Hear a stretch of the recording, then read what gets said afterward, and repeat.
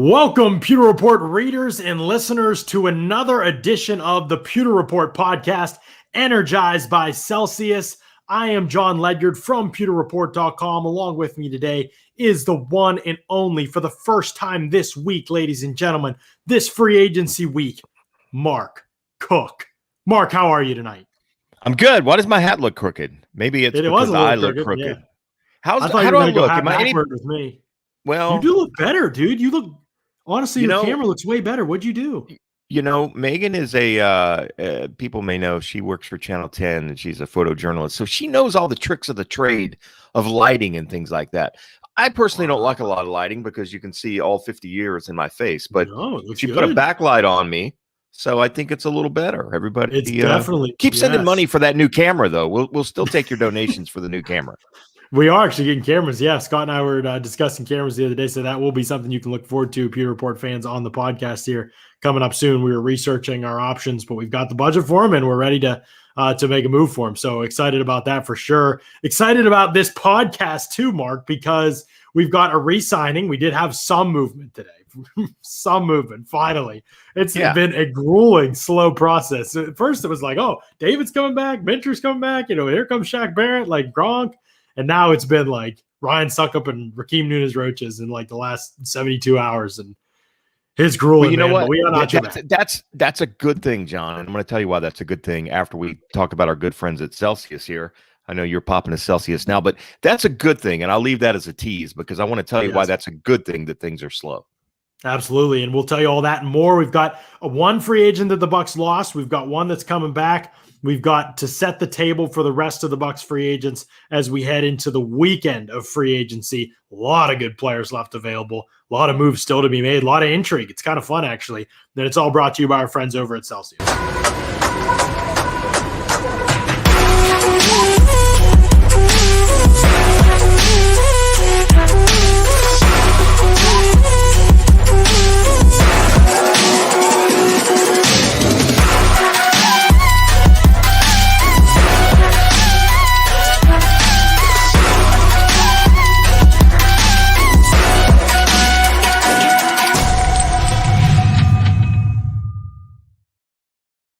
Mark, Celsius powers active lives every day with essential functional energy. I've got my orange sickle here. Scott had an orange sickle yesterday. That made me really want one, so I broke out the orange sickle. I do love the strawberry guava. It's the new one that they're promoting right now.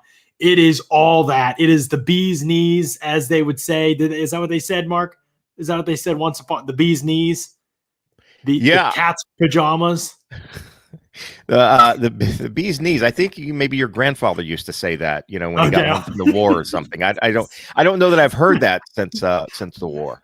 Okay, so that's old. That's even okay. All right. Yeah. I was trying to relate. I thought that maybe that was a reference you would pick up on, but anyway, Celsius is really, really good. 0 grams of sugar, because you can get the boost that you get from an energy drink without the crash that you get from other energy drinks. You get the same flavor you do from a soft drink or Pepsi or something like that. You get the same flavor and the bite, but the carbonated taste to it, but none of the bad stuff that you get to it. You get this energy boost. It helps you burn metabolism. It's also like a cheat code for life. It's unbelievable. I've loved Celsius, and I'm not a caffeine person at all, but I've really, really enjoyed Celsius. So check it out. Go to Celsius.com. You can check out the banner ads at pewterreport.com, and you can go ahead and check out Celsius.com, order flavors that you'd like, or you can go to the Amazon and you can order the variety pack there as well. So Celsius always doing really good stuff. One of your favorite players is back, Mark Cook. One of our favorite players, actually one of all Bucs fans' favorite players, is back in the fold.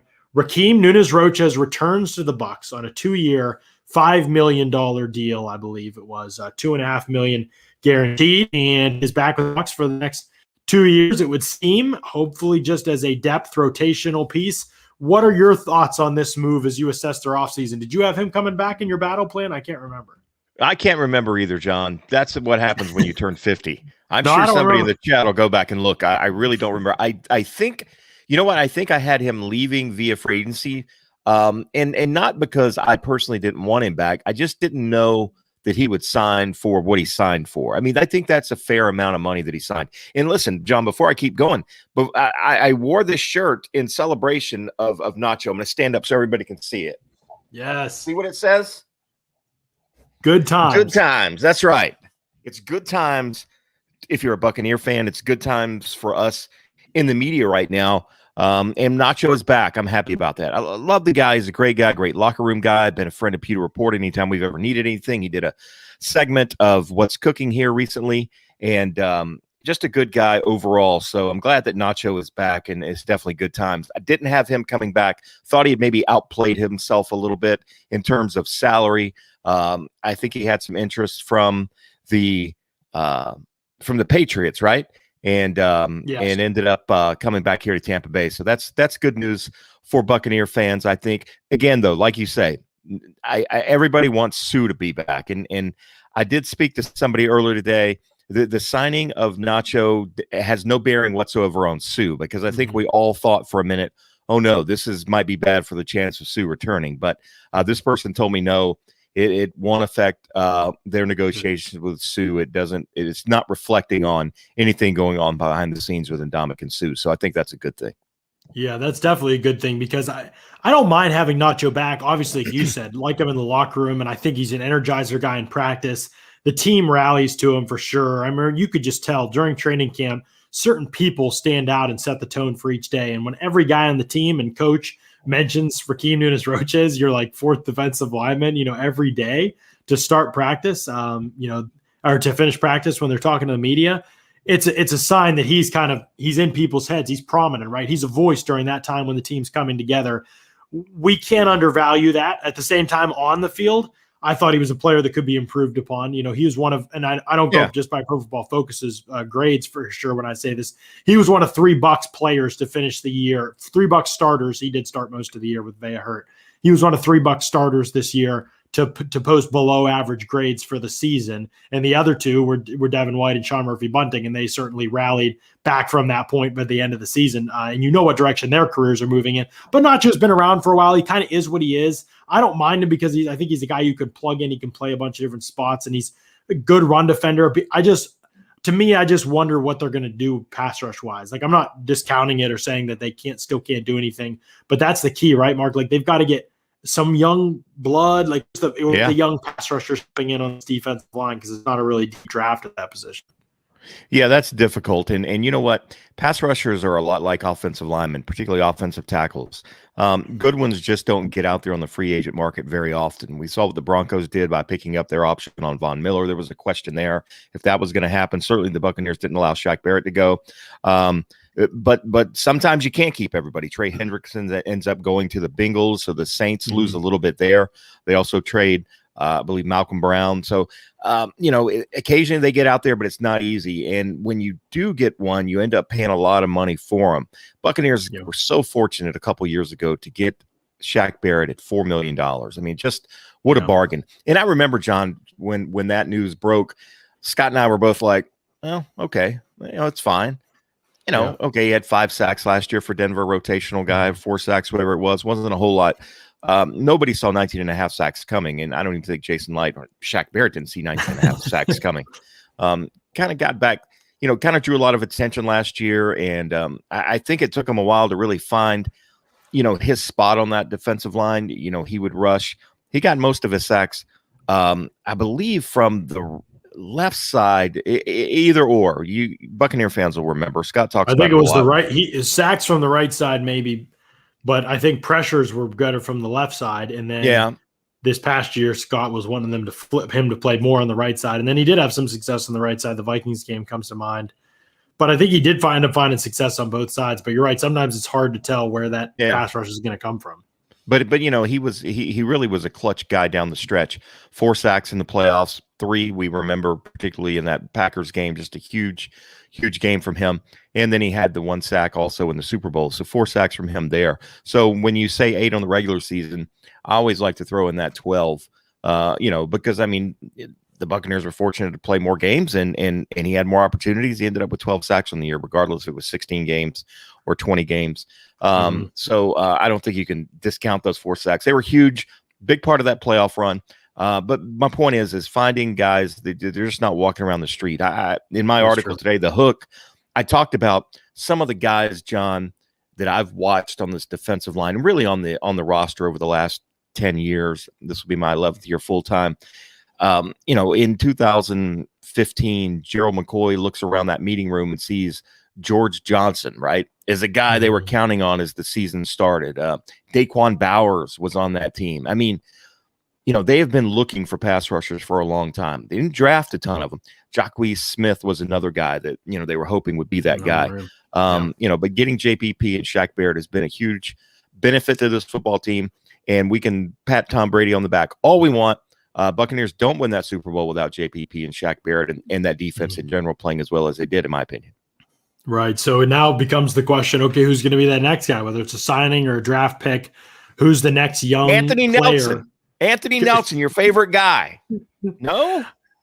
I don't think so. Hope for him? I don't have a lot of hope for double-digit sacks from old A. Nelson. I really don't. Is Carl Nassib available? Did the Raiders cut him yet? What's going on? They will probably cut Carl. him.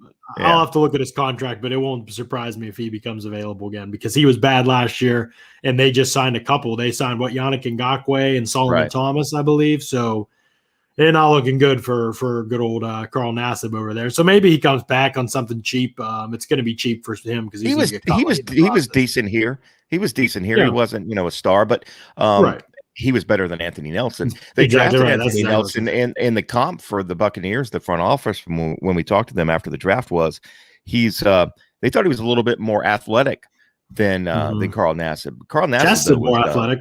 Yeah, but I like you, John. I haven't seen it. I didn't see it on film, particularly at Iowa, and I certainly haven't seen it, through the first couple years here in Tampa Bay. But anyway, maybe he'll catch fire. But they've got to find some young guys. Somebody in the chat saying, extend JPP. I mean, unless you're going to give him a bionic leg, I don't know if that's going to happen. I mean, one more year, and I just don't know how much. He didn't practice very much at all last year, and. Saving that knee. And we know he had work on it already this offseason. Maybe he comes back healthier than it was last year, but I think this is kind of an annual thing with him where he gets that knee cleaned up. So I don't think it's ever going to be better. They're just going to have to try and, preserve him as much as they can, but I just don't know how much more he has left. So you're right. They've got to find some young guys somewhere. Yeah, finding young guys on that defensive line is going to be one of the keys to the offseason. Again, you want to keep the window open. You got to stay young in important positions. Offensive line, defensive line, to me, that'll probably be the focus of the draft with how much time they spend on the secondary and wide receivers and various capacities, and they're probably not ready to make that move at quarterback. So we're probably looking at lines and running back. Those are probably after Najee Harris, of course. Once they get Najee Harris at 32, then they can worry about the offensive defensive line. And it's a deep O-line class, at least. If they draft Najee, if somehow he were to fall to 32, I said this in the group chat the other day. May have even said it on the podcast. I don't know where I said. I may have said it on 620 with Pat and Aaron earlier this week. Just cancel the season. Just hand the Buccaneers the Super Bowl trophy if they were to get this guy. I mean, I was just watching him this afternoon. I mean, where's his weakness? Where's his weakness? A 230-pound guy should not be able to move as well as he does. And, he can beat you toughness inside. He catches the ball well. But what surprised me about him and watching him this past year, because Alabama was on TV a ton, and even afterwards looking at him for the draft, is his ability to stretch and bounce things outside. Again, if you need 3 yards, Najee Harris is going to get you 4 yards. He doesn't get tackled behind the line of scrimmage very often. And, he's not going 80 yards necessarily on a play, but at the same time, he's going to get you the first down. He's a smart guy. He's got great vision and moves well for a guy that's 6'2", 230 pounds. Yeah, absolutely. I mean, I posted a play actually on my Twitter at Ledyard NFL Draft if you want to go check it out, but I posted a play from him from the tape I was watching against LSU. I mean, some guys just have great feel, and that's him. He just feels things really well. Like, here's space opening up. Here's the guy coming from this angle. I've got to cut here. And it's just here. Honestly, it reminds me a lot of Le'Veon Bell, like prime Le'Veon Bell when I watch him. Just the ability. By the way, Le'Veon Bell's a free agent out there, and I was going to ask. He's a free agent. He's a free agent. And that's what I was wondering. Looking at his stats last year, Larry Fitzgerald's another guy that I was looking at too. Yeah. Didn't have great years last year. But Le'Veon Bell was a guy that a couple years ago, when he was disgruntled up in New York with the Jets, that I was I don't want to use the word trolling, John, but I was encouraging him to come to Tampa. I was like, hey, there's no state income tax down here. There's beautiful beaches. It never snows. And I was constantly tweeting at him. Didn't do me any good, but maybe my wish still comes true. But you know what, John? I don't want the Buccaneers to do what they did last year with LaShawn McCoy, where they get a guy that just doesn't have anything left in the tank. They've got to make sure he's got something left in the tank if they're going to spend some money on him and give him an opportunity. I agree. And we've seen Bell, back up Clyde Edwards-Helaire, and then when Clyde Edwards-Helaire was hurt, not really take over. We've seen him as the guy with the Jets. Maybe they didn't use him as much as the Steelers did in their offense, but again, just very little success. I just think he's probably done. Yeah, I wouldn't him and Larry Fitzgerald. It's kind of the same thing. Fitzgerald. Yeah. I just don't know that he gives you anything at this point. Like there's no, if Chris Godwin were to get hurt tomorrow, okay, maybe it's Fitzgerald and Tyler Johnson, and you're just, trying to patch that role up for now because there's not a better option. Maybe that's the way to go. And you bring AB back and you're trying to patchwork that slot role basically into Larry Fitzgerald and Tyler Johnson. Okay, then I would get that. But with Tyler Johnson around, you don't want Fitz taking Tyler Johnson snaps. So then where does he play? He's been a big slot for years. So then, if Fitzgerald is going to go anywhere, Tampa makes a ton of sense. And I'll say this because 3, maybe 2, I can't remember how many years ago it was, at the owners' meetings, they were in Phoenix a couple years ago. And I remember Larry Fitzgerald was there because he was partnering up with, I can't remember exactly, it was a social justice initiative type thing or something to do with kids in college. I can't remember exactly what it was. That's because, again, I'm getting old. But after the press conference that we had, in one of the meeting rooms at the Waldorf Astoria. By the way, I didn't stay at the Waldorf. I stayed down the street in the $99 a night hotel. But I talked to Larry, and so it's the year that Bruce got aboard, and I asked him about Bruce Arians, and all he wanted to do, who he wanted to talk about? The Bucs receivers coach, Garver, who was his coach in Arizona. He loved that guy. He said, watch this guy. He's going to help these receivers a whole bunch. I mean, he was, complimentary to Bruce, but he was really big on Garver. So I think if he were to get an opportunity to play again, if he wants to do it, and right now we have no idea if he even wants to play anymore. But Tampa Bay, if the Buccaneers have some interest, that's where he's going to end up if he wants to play. And of course, it's got to be mutual from the team as well. Right. That's the thing. I'm sure for him it would be appealing, but the fit and the coaches and the area and chance to win a ring, for the Bucs perspective, that's where it falls short for me. I wouldn't get it unless somebody got hurt. So we'll see kind of what happens with those guys. But a couple questions on people from in the chat. I'm scrolling back up to the top of the chat. I'll work my way down. But Shan Keltner wants to know any word on anyone we are looking to bring in from outside the team. Not really, Shan. The only player we even know that they've talked to is James White. So we'll see what happens there. But we know firsthand, this is no doubt about it. We've heard it from the top. Bucs are looking to re-sign their own people. And if they get all their own people back, they might not assign one outside person, which is crazy, but that's what might happen. And John, if the Buccaneers, signed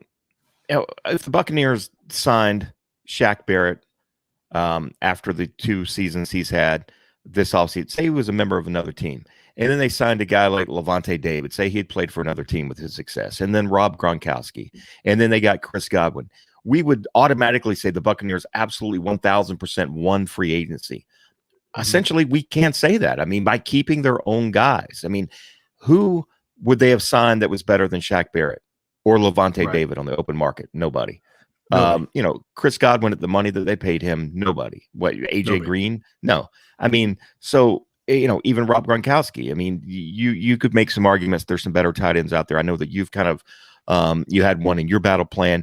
And but they would have won free agency. You got to look at it that way. I understand people like new shiny toys. And I was going to say earlier, John, when I teased before the Celsius ad, I was talking to Jake Arians earlier today, and Jake and I were talking about this is actually great that there's not a lot of Buccaneer news as far as free agents goes. Number one, those guys, they pan out a little bit better than draft picks because there's game film on them. But there's also a reason that they are free agents because teams are allowing them to walk. This year's a little bit different with the salary cap.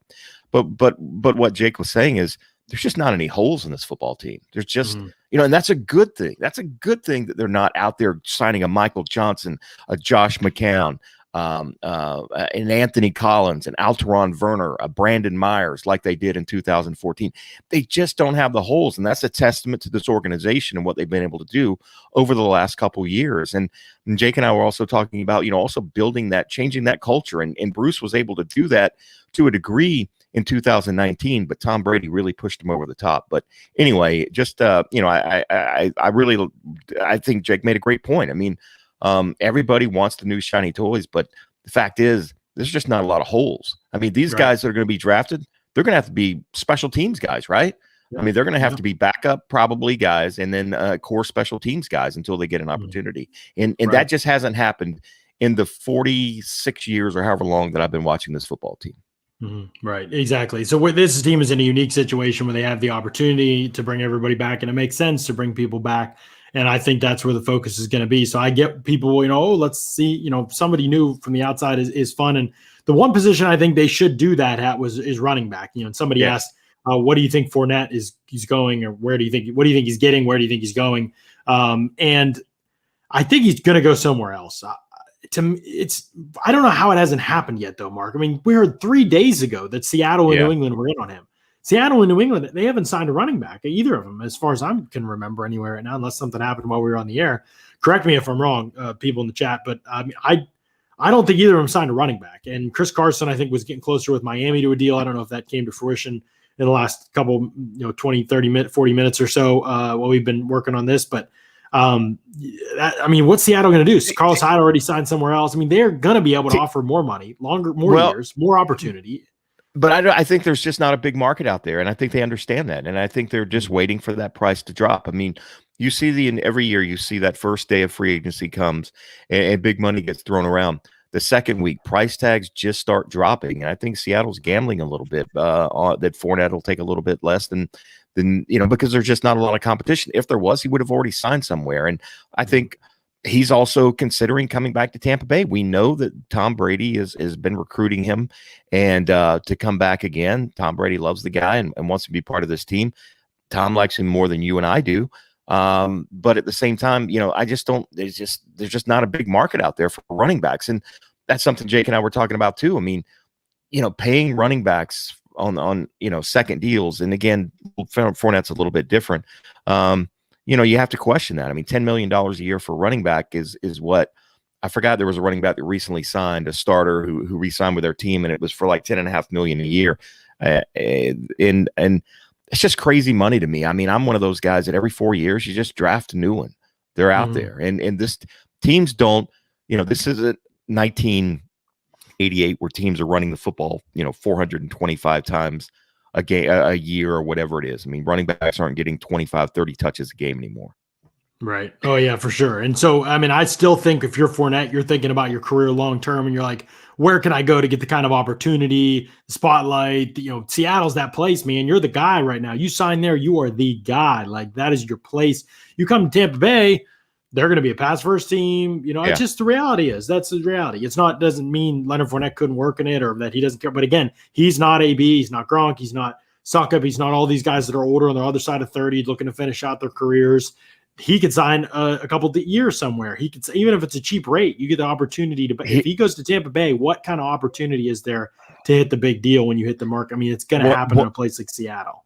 One more year though with the Buccaneers, and again, I'm trying to get on Leonard's head. One more year with the Buccaneers, you're not going to get a ton of wear and tear on your body, right? I mean, again, you're not going to be the featured back. They're going to use Ronald Jones. They're going to platoon like they did last year. They're not going to run the ball a ton, and then next year you try and cash in when the salary cap goes way up. There's just limited funds for team anywhere. And we know, of course, the big news today was the TV deal. I think it was like $11 billion or some obscene amount of money, but it was a 100% increase over their current deal. And we know the salary cap is going to go up a ton. I mean, a minimum probably in the $30 million range. There's just going to be so much more money out there. So maybe, again, I'm just speculating, maybe Fournette is thinking to himself, have another solid year here in Tampa Bay, and then maybe I can cash in on that last long-term deal, because running backs, at his age, he's gonna, he's got really one more opportunity to get a long-term deal, a big payday. Right, it's possible. Maybe you're right. I'm not going to rule it out at all. I mean, I think that it could be something. To me, the fact that he hasn't signed yet tells me he is somehow holding out hope that Tampa Bay is where going to have the money for him or going to work out something for him. I just don't think. I think if he comes back, it's going to have to be for cheap. I mean, there's no way he's a priority over Ndamukong Suh. I agree. I mean, just be honest. If off the field isn't a question, let's just pretend off the field isn't a question, just purely on the field. Who's more valuable to the Bucs, Antonio Brown or Leonard Fournette? Antonio Brown. I mean, I agree. And not by a whole lot, though, John. I mean, it's not like a slam dunk thing. I think I would have if you're drafting Najee Harris at 32, it's Antonio exactly. Brown. Get rid of Fournette for sure. Then get rid of everybody. You just use Najee. Every play. Yeah, keep Keyshawn Vaughn for one more year. Just, keep him on the inactive during game day. Just give the ball to Najee Harris in every capacity you can. Now, and we still think there's a good chance that James White may be coming here, right? I mean, he hasn't signed as far as I've seen today. That's another person that I was talking with. Not with James White, but we were bantering that name around too as well with Jake earlier today. I think I think Antonio Brown is a little bit more valuable, just because of the way that this team utilizes the pass versus the run. I like Leonard Fournette. I thought everything just fit together for this team last year. I mean, just everything fit from the right players, the ability to stay fairly healthy through the COVID situation. Not having to postpone a lot of games. I think it was only the Raiders game that got moved from a Sunday night maybe to an afternoon game, or maybe it was a Monday night game and it got moved to a Sunday afternoon game. So, everything just kind of fell into place. And you know what? You need that when you win a Super Bowl. There's got to be a little bit of luck involved too. But Leonard Fournette was just the right guy when Ronald Jones wasn't in there. He was terrific during the playoffs and a big part of that Super Bowl win. So, they just made all the right decisions last year, and hopefully, knock on wood, they've made the right decisions by bringing all these guys back, and they could potentially be better. I mean, they could be like the Chiefs were last year, where they improve on the record of the year before after they won the Super Bowl. The Chiefs were 14-2 last year. I could totally see the Buccaneers in that 14 win range this year. Oh, and they just got to hope they don't lose their tackles in the championship game. That's right. And earlier in the season, Yeah. Oh yeah. Luck and staying healthy is a huge part of it. No question. Being able to overcome injuries, depth, all those things. I mean, they definitely matter, and we'll see what the ceiling is for this team. And eventually next week, when more dust is settled on this free agent group and what's going on there, we will have a podcast discussing the state of the NFC North going into the state of the NFC going into the draft. As a whole, and where the Bucs kind of stand amidst that, obviously to us still at the top, but we'll get into more detail on that next week for sure. We appreciate the super chat, $5 super chat from Zydrate, and earlier as well from Joel. Zydrate says for Allison's behind the scenes work. I'm going to tell her you said that, Zydrate. She will really appreciate that for sure. Want to tell you all about another opportunity you have to join in the football conversation with us over at pewterreport.com. It's on Locker Room. Locker Room is a social audio app that is changing the way we talk sports. It's the only place for live audio conversations about the takes, rumors, news, and teams you care about. React to sports news as it happens. Gather all your friends and watch parties for the biggest games. Rep your favorite teams and find your community. Better sports talk is just a tap away. Download on the Apple App Store and join the conversation at Locker Room right after this podcast. Give me maybe 5 minutes to catch my breath. I'm going live on Locker Room. So if you have the ability to get the app, download Locker Room. I think it's only available on iOS. I'm sorry, Android users. Download Locker Room. Follow Pewter Report. Right after this show, I'm getting on. We're not just talking about the same stuff we talked about on the show. We dive a little deeper on Locker Room. So if you're coming, put your big boy or big girl pants on, because we're going to have some pretty interesting conversations about football, positional value, and where I kind of see that stacking up. I'm going to get your opinions and thoughts as well. A bunch of people that are in this chat right now always jump on those. Ren's on there. Josh Allen's usually on there. Jack Barrett's on there. Hosswai Juke. They're always that crew's always in there. A couple others. I'm sorry if I forget. But a couple other people in this chat. They all, everybody's in there. So again, follow Pewter Report, download Locker Room. We're going to have a fun little chat after the podcast if y'all can stick with me a little bit longer. We've got a recognition of Jalen Twyman from Pitt. Let me tell you about this guy, Jalen Twyman, Mark Cook, because I would have said the same thing. Scott Rico wants to know, how about Twyman from Pitt? Double-digit sack guy from interior defensive line in 2019. Sat out. It was a terrible idea, as it turns out, because as it turns out, Twyman is one of the worst athletes I have ever seen at defensive tackle. This guy had pretty decent tape, 10 sacks at Pitt, Mark. But there is just no way. I mean, at some point you have to hit certain thresholds, and I'm pulling up the numbers now so I can relay them to y'all from what he did yesterday. But it was a rough time for Jalen Twyman at the pro day for Pitt. I know he came in. I'm trying to find it now, but I know he came in like 301 pounds. Dude ran like an 8-second 3-cone. It was brutal. 5'5", 40. At like 302 pounds. So you take those numbers anyway, and they're in the bottom tier percentiles in combine history. Pro day numbers should be better. He's light for a defensive tackle. So you weight adjust his numbers. I mean, it was brutal, man. I mean, from the jumps, broad jump was like 8'8". I mean, again, like it's numbers that basically would take you off the athletic charts for the NFL. So I was kind of interested in Twyman before, but I am a big believer in the data. That's real hard to overcome that data when you test that poorly athletically. So it's a guy we might have to take off our board as we think about him in the mid round. Scott and I kind of liked him, but those numbers are hard to overcome for sure. How about Philip Lindsay, Mark? Have you got any questions about Philip Lindsay for people? Everybody wants to know Philip Lindsay's available. Should the Bucs pick him up? You seen anything about that? You're muted, I think. Let me unmute you. There you go. Oh, you chose to mute yourself, it says. Wow, you don't even want to talk to me. There you go. I was trying to figure out. I'm having a little bit of audio issues. Can you hear me now? I'm trying to figure out what's. Yeah, I can hear you. Yeah, I got you. Yeah, I was trying to figure out. John, I'm going to jump out and jump back in because I'm reading your lips right now, unfortunately. I don't know what's going on, if it's on my end or my internet or this weather that's going on. We're having some bad weather here in the Tampa area right now. Thunderstorms.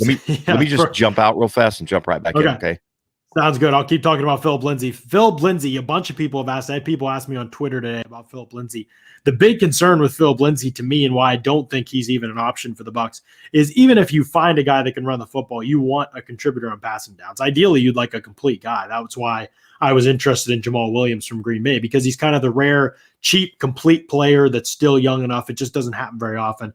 You can find those guys. So I would have signed him. The Bucs are focused on their own guys. I get it. It's an opportunity, I think, that slipped by, but it doesn't mean they can't recover, especially at the least valuable position on the field. So Lindsay can't pass protect, and he has dropped like 15 balls in 3 years. I mean, something just bad. It's bad.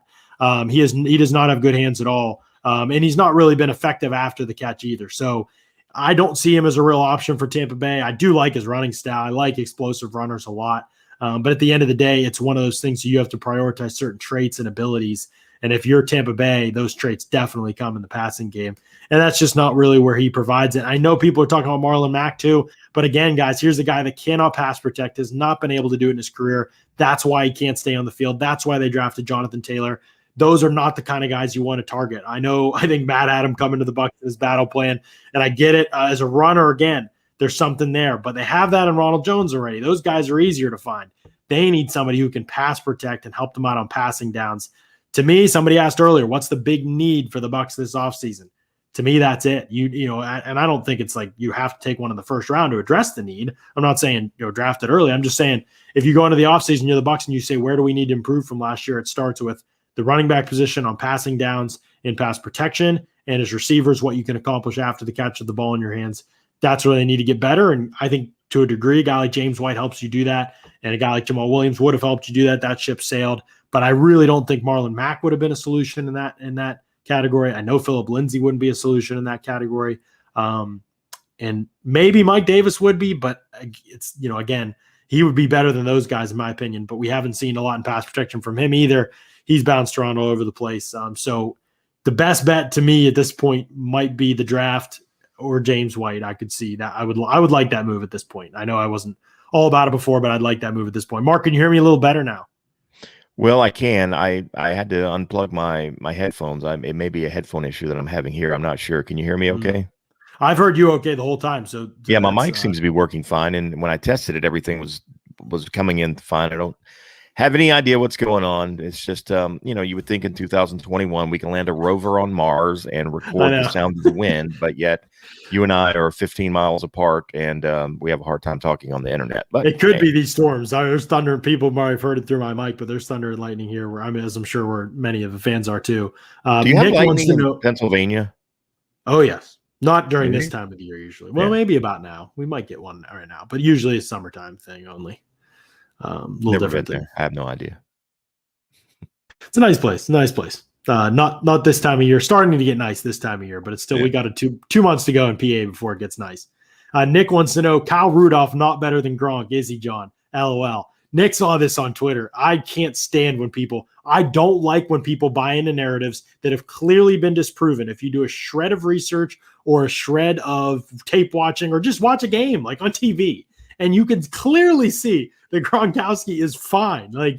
He's always run like a robot. It doesn't matter. He gets open deep. He has great late speed. I know that that's a scouting cliche, weird term. It's always been true with Gronk. He has never smoked people off the line of scrimmage. Go through every Gronk clip, unless a guy stumbled or tripped or was off balance, he doesn't smoke people off the line of scrimmage. He gets you at the top of the route. He keeps striding away from you at the end of the route to make catches and to separate late. And Brady's always throwing him open. That's what he does. And he does the same thing nowadays that he did before. It's not changed. People just want it to have changed because he was hurt his last year in the NFL. He led the league in deep targets for a tight end. He led the league in deep receptions for a tight end. That's 20 yards or more in the air. Rudolph could not, if he ever dreamed of doing the things that Gronk does on a football field, he would wake up and apologize to Rob Gronkowski. That's how limited he is compared to even 30-some-year-old Gronk. I mean, they've never been in the same stratosphere as players. We haven't even gotten to the fact that Rudolph is borderline soft after the catch and doesn't block. And Gronk is one of the best blockers in the league, and he's literally the best pass blocking tight end in the NFL. I mean, literally the fact that this argument, Giants people, there was one Giants guy on CBS was trying to be like, they're basically the same player at this point in time. I'm like, buddy, what are you talking about? I'm telling you, that gets me riled up right there. I'm telling you, that gets me going for sure. Now it's like when people talk about Cam Brate, man, you know. Yeah, don't mess with my man, Brate. Everybody wanted to cut his salary down to a couple $1 million a year. Are you kidding me? This guy deserves a raise. Well, all right, I'm kidding a little bit, but anyway. That'd be great. What if they came out and were like, we're actually giving him a raise? Yeah. We can give him a raise at this point. What the heck? Salary cap's going up next year. Okay, cut him this year and then extend him, give him a 10-year contract, and he'll be fine. That's right. Jeremy says, Mark Cook, missed the What's Cooking segments. Got to get more next year if it's open locker rooms and such. Yeah, this is something I haven't been a part of live. This was before I was on board, so I'm excited about What's Cooking. Yeah, it was a bummer, man. I mean, you can't tell me Gronk wouldn't have been the perfect guest for What's Cooking. I mean, he's a maniac already. I'm a maniac. He would totally dress up, play the part. We would have a good time. Gronk is the guy. If people haven't seen the What's Cooking segments, they're actually on our Pewter Report YouTube page, and they can go back and look at the previous 2 seasons that we did him. And Cam Brate's still my favorite guest ever. He's been the best. He's the only repeat guest on the show. So anyway, Cam Brate, shout out to Cam. We're going to have Cam on the podcast coming up first part of next month, hopefully as still a member of this Tampa Bay Buccaneer football team. Yeah, absolutely. Charles is upset. He says it gets old listening to you badmouth Lenny. And by the way, for those that can't see the podcast and are just listening, there's exclamation points at the end of each of these sentences. So I'm punctuating that with my words. Lenny is not leaving the Bucs. Just stop. Lenny did what needed to be done when it needed to be done. Charles trying to yell it into existence. I love it. I thought Leonard Fournette's agent, by the way. Go ahead. This is actually Leonard Fournette's burner YouTube account. But no, I honestly, I think Lenny played great in the playoffs. I've said that all playoff long. I think he was good enough in the playoffs. There's no question. I mean, yes, there were mistakes. Everybody's going to make them. I think he played well enough in the playoffs for sure. I think the larger sample size of his career suggests a player that we're going to end up being disappointed with in the long run if he's back and if he's the guy. I mean, it could be worse. I think it could be better, though, and I'm always interested in better for sure. So it's not something to get up in arms about unless they give him like a 3-year, $20-some million deal. Then then we're going to be triggered on the pod. Yes. But that's not going to happen, I don't think. So we'll see what happens with Leonard this offseason, but it's definitely something that is going to be the focus. And then what happens with Antonio Brown, what happens with Ndamukong Suh, those are things we're probably going to learn in the coming days, Mark. I can't imagine that we would be really at a point at this right now that, I mean, maybe we see something happen tonight, but those are the next guys that everybody's kind of watching, especially Suh. Everybody expects him to be back. How the contract's laid out, what it exactly looks like, we'll see. But if he's back, I mean, you definitely have the grounds for your top 5 interior defensive linemen coming back. Will Golston, Vita Vea, and Ndamukong Suh. Raheem Nunez-Rocha is now being re-signed, and Khalil Davis coming back as well. So then it would be, who am I forgetting? Ledbetter, Pat's back, Pat O'Connor's back. Yeah. I'm forgetting. McClendon, Steve McClendon. We don't know what he's going to do yet, if he's going to retire or not. I think he's on a beach somewhere in the Caribbean right now. Yeah. He's probably just bowling with his trophy. Hey, Scott Frederico said he's in Pennsylvania. It's 38 degrees and raining today. Now, up in PA, John, you guys don't get hurricanes, but guess where we do get hurricanes? Where? In Florida. Yeah, and you're going to experience that for the first time this year, at least some tropical storm and some hurricane threats. Now, fortunately, one has never ran through Waimama in 100 years, so you'll be pretty safe. Good. But you know what? There's still going to be residuals. There's wind and there's hail and there's different things like that come along, John, with storms. And there's only one place that I would go to protect my home, and it's Briar Greaves. Briar Greaves Insurance Agency has been around for over 30 years in the Tampa Bay area. Briar and Sam Greaves are huge Buccaneer fans, and we've got some exciting news with them we're going to be able to share hopefully next week or the week after. Might be able to, and again, I'm going to tease it a little bit, John, maybe having a little bit of a giveaway later this year with Briar Greaves, where you might be able to go watch a certain football team that we can't mention because the Buccaneers lawyers would send us a letter. So anyway, but I'm just going to leave it at that. But Briar Greaves has been around for over 30 years. Great Buccaneer fans. There's nobody listening right now. And listen, they are licensed to do business in other states as well. I don't care if you're in PA. Give Briar Greaves a call. They can take care of all of your needs. There's nobody listening right now that doesn't need some form of insurance, whether it's homeowners, automobile, life insurance, commercial insurance, flood insurance, hurricane insurance, wind damage, you name it. If you need a type of insurance, Briar Greaves most likely can take care of you. And the great thing about Sam and Briar is if they can't help you, like Briar told me, he says, I got to be able to sleep at night. If your guys call and I can't help them, if they've got a better deal somewhere else, I'm going to tell them to stay where they're at. Don't rock the boat. That's the kind of service you get from Briar Greaves. You can give them a call. They're open from 9 to 5:30 daily. And their phone number is 813-876-4166. Again, 813-876-4166. Big fans of the Pewter Report podcast, big fans of the Buccaneers, and just good guys in general. So just make sure to give them a call. Shop around, see what you got. Read your deck page to them, mail it over, email it over to them, scan it, whatever. They'll take a look at it. They'll try and save you some money. And you're going to be Briar told me a story, and I'll end with this, John. He saved a guy $15,000 a year. Now, he had a commercial business. He had a fleet of vehicles, but he saved him $15,000 a year. Wow. I mean, and all the guy did was just call just to compare. Thought he had a good deal. Briar was able to shop it around and found him some great rates. So give Briar Greaves a call, 813-876-4166. That's good stuff. That's great stuff there. From a couple of Bucs fans, too. You love to see that for sure. Philip says he won't be happy until Suh is signed. AB and Fournette are icing on the cake. I kind of agree with Philip. On the field, obviously, if AB didn't have the stuff off the field, on the field, I would be clamoring for him to be. I mean, it's such a luxury, and the fact that they can get him for as cheap as that they can, that it's even an option on the table for them with a guy like Antonio Brown is only because of the off-field stuff, obviously, in the recent history with him, and so. It's bad in that way. In other ways, it's obviously played itself into the Bucs' favor, but it's something that it's hard to know where to come down on for our angle. But you're right. They're icing on the cake in a lot of ways, but I also think it's very possible Antonio Brown at least is back, especially with it doesn't sound like there's been a huge market so far for him. So we'll see. The Bucs did lose a free agent finally today. They had 23 free agents. They had 25 under contract with the team. When he came back to the team, he actually was under contract for the 2021 season too. So he's under contract. You'll see him on free agent list. He's not a free agent. AQ Shipley retired. He's going to be a coach for the Bucs. I think the team's announcing something about that at some point in the near future. You probably saw Pat McAfee tweet it. So AQ Shipley is going to be a coach. So there's 23 free agents for the Bucs. Now they've re-signed 7 of those free agents. They've lost 1. Good old Andrew Adams after 3 years, Mark. He's moving on to the Philadelphia Eagles, where he might have a chance to compete to start, honestly.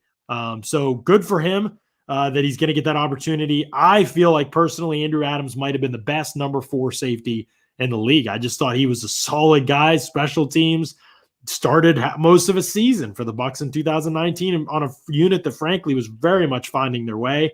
Lots of moving parts, and he was a stabilizing guy, I thought. He was They tried to get rid of him for a couple of years, John, and they just kept bringing him back because he's just such a solid, dependable guy. And again, I know I always say this, good guy, good locker room guy. Andrew Adams was a guy that I don't know that I ever saw without a smile on his face. Just a happy guy, man. These are the guys you like to see succeed in the NFL. He's never going to be a superstar. He's never going to make a ton of money, but he's doing what he loves. He has a passion, and he really fit this team well. But Philadelphia is getting a heck of a ball player. And like you said, he's going to have an opportunity to start, and he deserves that. And I hope I didn't even see the terms as far as what the money is, but whatever he got, he deserves every penny of it for sure. Yeah, I don't think that I didn't see the terms out there just yet. I don't think, but good for him, and hopefully he gets the opportunity to start there. Again, their safety situation's obviously hurting a little bit, but It'd be nice if he gets the opportunity to start there. I think he's a guy that, again, and people are saying, "Oh, we can go over Andrew Adams." Yeah, that's not the point. We're not here like, "Oh, the Bucs can't repeat because they lost Andrew Adams." We're just trying to give props to a guy who played a nice role for this team. Remember, I mean, they lost Winfield and Whitehead, and he had to step into the game against Aaron Rodgers late in the game with the Packers throwing on every down. And he makes the game-winning pass break up early on the goal line. He and Mike Edwards at the same time, backup safeties. I thought that play in a lot of ways epitomized the Bucs season, their ability to have guys step up that really, I thought depth was a big issue going into the year, and those guys proved me wrong. I thought there was a lot of guys. I mean, obviously they added pieces as the year went on because there wasn't McClendon and AB and Ross Cockrell. So, all those kind of things did help that played a little bit. But yeah, at safety, I mean, he was a guy that stepped up. He highest special teams grade on the team, according to Pro Football Focus. I have no idea about their special teams grades. I don't pay attention to special teams. I need to get better in that way, maybe. But they say he's been good, and he played the third most special team snaps on the team. So it's something to replace. I think Javon Hagan was a guy that really everybody talked about a lot in camp last year. They liked him. Bruce Arians really liked him. He's on the practice squad all year, stuck around. He came up a couple times, played 10 special team snaps in that game against Green Bay in the NFC Championship game. My guess is he's going to get first crack at stepping in there to fill that number 4 spot, and we'll see. Maybe a 7th-round pick comes in and tries to compete for that spot. But, I mean, pretty easy to fill that 4 safety. If you're down to your 4 safety in the NFL, usually you're in trouble. And when Adams was in, I didn't feel like the Bucs were in that much trouble, to be honest. And so give him a lot of credit for what he did. I thought that he did everything the team could have asked from him, really, as he stepped in there, and even got his hand on a ball at the end of the season probably the last snap he played. I think that one have been against Green Bay, defensively anyway. So, where else you have to go to get your hands on a ball, or maybe 2, Mark? If you get some Manscaped products, that's what's going to help you with that. NFL draft season is upon us. It's possible that you might have Trevor Lawrence's haircut in your pants. That's why our partners at Manscaped, the leaders in below-the-waist grooming, have partnered with us to make sure you don't gamble on shaving your balls the same way you like to gamble on football. For all my draft geeks, we have an exclusive 20% off promo code PEWTER, PEWTER, at manscaped.com. Will your favorite team go defensive back in the first round? Not sure, but I am sure that with the Lawnmower 3.0, you can get your D back. Because of their ceramic blade and skin-safe technology, your nicks and snags will be reduced. This is the perfect protection needed for your franchise quarter balls. I want you to look in the mirror. Do you see any nose or ear hairs dangling? Look, fellas, 79% of partners polled admitted that long nose hair is a major turnoff. The Weed Whacker nose and ear hair trimmer is your solution. Why not use the best tools for the job here? Their performance package comes with the new and improved Lawnmower 3.0, the Weed Whacker nose and ear hair trimmer, performance boxer briefs that are literally the most comfortable boxer briefs of all time. In fact, I have them on right now, actually. They're Show unbelievable. us. Show I us. will not. I absolutely will not. No Picture question. didn't happen. And a travel bag for you to use when we're done quarantining. Like the Crop Preserver and the Crop Reviver. The Crop Preserver is anti-chaving ball deodorant that ensures that your afternoon stroll doesn't end with your balls sticking to your leg or smelling like eggs. Can't have that, Mark.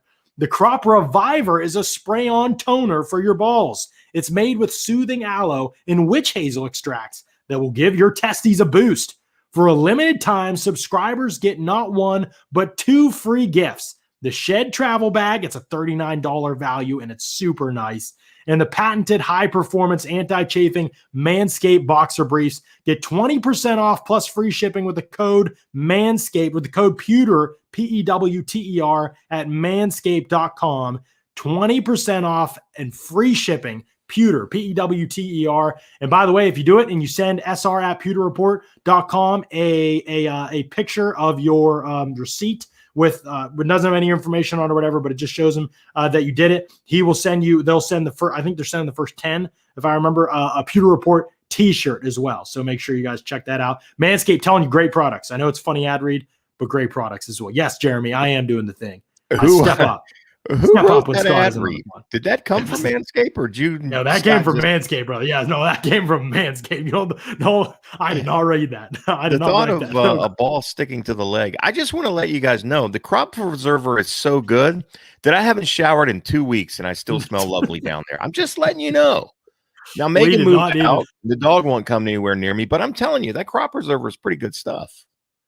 It is good stuff. I'm telling you, they're great products for sure. So, big story of the day, Mark. Nacho is back. The defensive line is in a position right now where there is no, if Suh comes back, there is no crying need on this team right now. It's really something else. I mean, for a team to be able to return all that they've returned, Mark, in one offseason, it's unheard of, really. And if AB comes back, and even if Leonard doesn't, but if AB and Suh come back, that objective that they set out in this offseason will be complete in terms of bringing everybody back. So I give a ton of credit to Jason Light and Mike Greenberg, Jackie Davidson. I mean, what they've been able to do to make this happen so far has been unbelievable. Now you hope they finish the job, obviously, with those two. But if they do, man, you're talking about every single starter from a Super Bowl championship team coming back the next year, despite having 3 or 4 really big name free agents. That just I don't think it's ever happened. I know somebody said, I think Shaq Barrett was the other day in the chat, he said it's never happened that a Super Bowl championship team has brought back 22 of 22 starters. Obviously, if Leonard leaves, it won't be 22 of 22, but it might as well be, So yeah, I mean, it's crazy. Like Ronald Jones didn't start a bunch of games last year. I mean, right, exactly right. Yes. Yeah.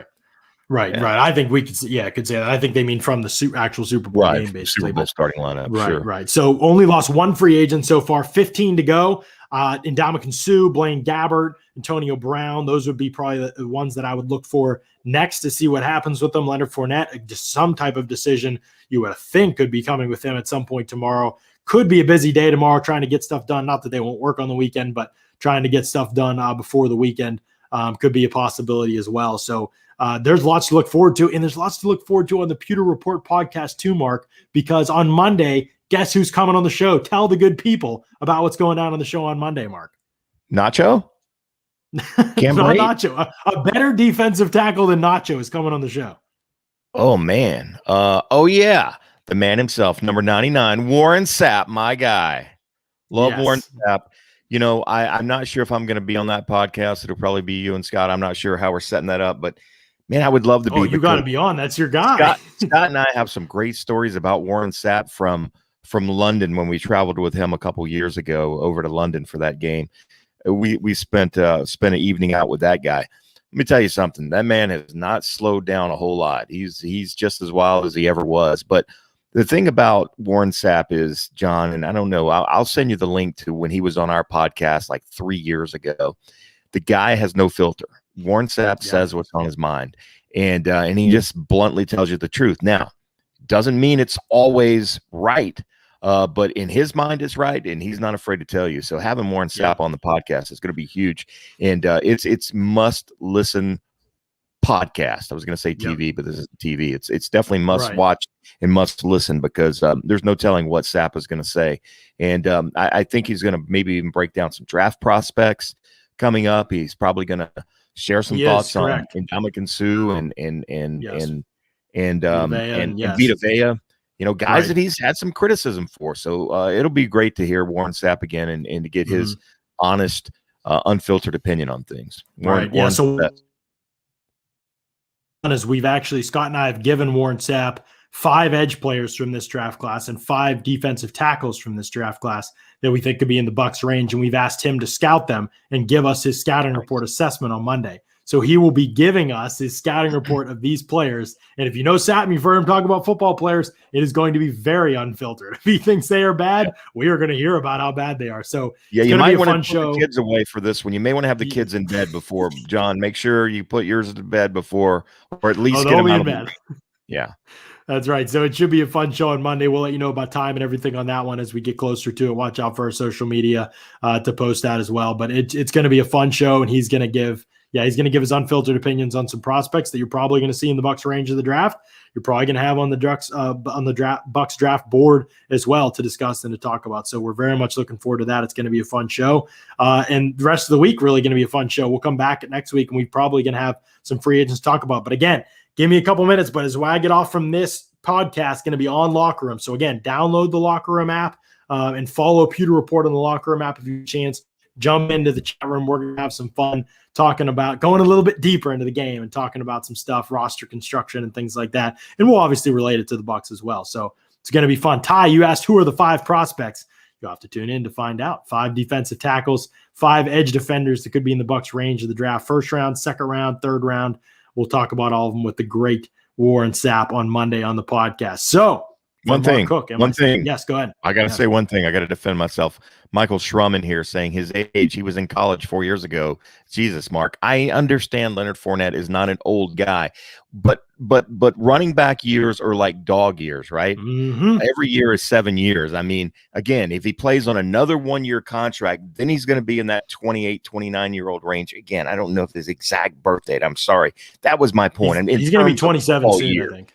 Yeah, he's not, I get what you're saying. Yes, I know he was at LSU a few years ago. I'm not quite that. Also, he's looked like he's like 30 since he was like 16. So yeah, that's but true. No, I mean, he's just got that look to him. But somebody said it earlier in the chat. Leonard Fournette has more touches by far in his career than James White does, I think. And James White's been around the league like 4 years more and is like almost 4 years older than Leonard Fournette. And so that's the kind of wear and tear you're talking on a guy like Fournette. He has carried the load for sure for years wherever he's been. So so it's something to keep an eye on with him regardless of age for sure. So again, appreciate y'all. We'll keep track of the Bucs free agents again over on Locker Room. We'll be chatting right after this, and definitely make sure you keep following along at pewterreport.com this weekend. Follow the free agency tracker. Make sure you know who's available, who's been picked up and signed elsewhere, and follow along with all the Bucs moves as well there.